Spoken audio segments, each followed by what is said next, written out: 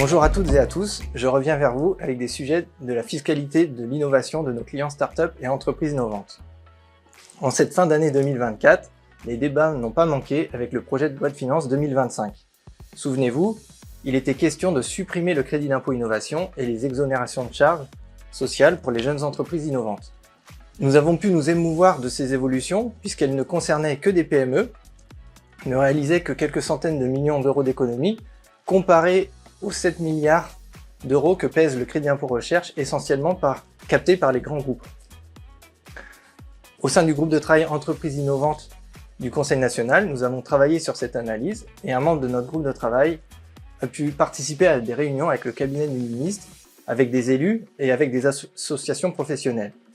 Nous avons été soulagés de voir que les choses ont évolué et avec la loi de finances 2025, nous avons été satisfaits de voir que le crédit impôt innovation a été reconduit et que les exonérations de charges sociales pour les jeunes entreprises innovantes et pour les jeunes entreprises de croissance ont été maintenues.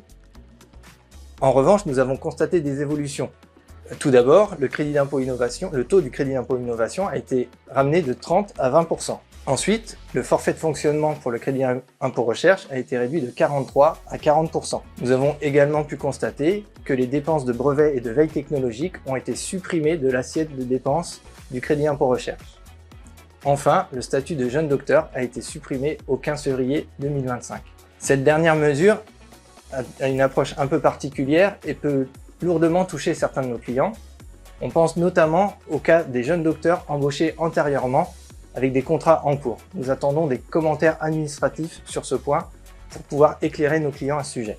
Voici un bref tour d'horizon des sujets d'actualité de la fiscalité de l'innovation. Je vous invite à télécharger notre guide de l'expert comptable pour accompagner les entreprises innovantes sur le site national du Conseil de l'Ordre.